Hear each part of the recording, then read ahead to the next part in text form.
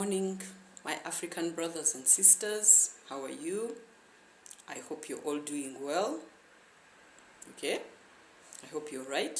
This is Teacher Kaitesi. So I told you that every time I have a thought that concerns us, I'm going to come and give it to you, and then you can tell me what you think. We can share it. Okay? Personally, I think that when you're in your 30s and 40s, it is when you're most vibrant. You're still in good health, you're strong, you're working, you're starting families, you have young families, so you have children. So the economy concerns you directly. The education systems concern you. Yeah? The healthcare concerns you. Everything concerns you because you're in the time when you still need to maintain your health. You're about diet, good health, food, what policies are good for your country and such. Okay? But how is it that in East Africa, we are content to be led by people who are over 60? How is it that these people became presidents when they are in their 20s and 30s, and they have lived well into their 60s and 70s and 80s, still governing us? How is it that for us, we don't want to be leader? Is it that we don't want to be? What do you think has happened? That for us, we are so content being led by our fathers and grandfathers, leading our economics. How is it possible? Am I the only one who's seeing it? Let's look at West Africa. Let's look at what happened. And pick a leaf. Because I think leadership should be for people in their 30s and 40s. But ours is in the hands of people who are diabetic, people who have high blood pressure, people who should be retiring, doing less. They're the ones who are in charge. How is it? And yet they claim to be good leaders, to be strong presidents. And they have failed to get someone that can do what they can do. You mean amongst the children you've raised? Amongst the generations that you have been raising? I think that if you have been president for more than 10 years, you've been working with ministers, you've been working with advisors, you've been working with different people during your 10 years. You can't tell me that 10 years, when you're leading a country that has more than 10 million people plus adults, that you have failed to find anyone who can do what you can do. What is it that you're doing anyway? What is it that you're doing that is so out of this world that God hasn't created another one like you? People who are in their 30s and 40s. We need to look into what we are doing and how we are living our lives. We are not the ones who are planning for our children. We are not. Because if the person in charge of the country is a grandparent, are you the one who's planning for the child? They are the ones who are planning for the child. So do we want to say that grandparents plan better for their children, for their grandchildren, than the parent of the child? We need to revise ourselves. We need to look at how we are living. And then when we are in prayer, in church, this is what we are doing. We pray for our leaders. We put them in your hands, Lord. Strengthen them. Give them good health. Make them wise enough to continue to lead us on the right path. Are you serious?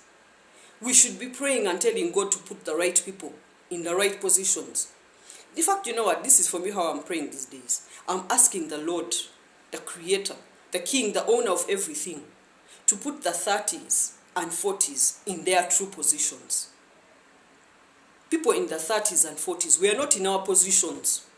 We are not in our positions. Because if we were in our positions, we would be the ones leading the countries. But the fact that you're being led by your grandparent, it means that you're missing something. And people, let's be honest, we are missing something. We are missing something. Because if our elders find us incompetent, that they don't think we can do what they are doing, what does that say about us? What is it saying about us? We are content to work for them. You find the owner of the company 70, 80 years. Then all the subjects working are the ones who are our age. Because they know we are the ones who are young and vibrant. Why are we putting our energy? Why are we giving them our energy? As opposed to us using it for ourselves. Isn't there a way for us to really change things? Okay, if there isn't a way, can you start at least praying differently? Please, every time you go into prayer, ask ask God in whichever way you ask. This is not for Muslims, this is not for Christians, this is for all of us. Whichever way you pray, whichever way you meditate, whichever way you communicate with the universe or God or the creator or whatever you want to say, whether you say Jesus, whether you say Allah, whether you say whatever it is that you say, okay? Please ask, please help me, and we ask together that please put the people in their 30s and 40s in their positions, put them back on their path. Please help me to pray for that. It's a very small thing. Please God, put the people in their 30s and 40s in their positions, their path, their ranks. That's all. That's all. Because I think that something needs to change. Something needs to change. We cannot be content just being led. We have to be the ones to lead. We have the most at stake. It is our children. It is our time. And why are we content to give our time to someone else to lead us? What is it that has happened to us? What is it that has happened to us? What are they saying about us? If they have said that they have been such fantastic leaders, how is it that they haven't nurtured and raised us to the capacity to be able to do what they are doing? That they have to continue being the ones to do it and we follow their instructions. Why? Please, just do it in your meditation and in your prayer. Ask the Creator God to put the people in their 30s and 40s onto their rightful path. Then we can avoid the chaos that is happening around us. You look at our young brothers and sisters in Kenya, what they have decided to do. That Gen Z, most of them are in their 20s. They are young graduates who have realized that for us we are content being servants and just eating crumbs off the table. They've realized that. That's why they went and did what they did.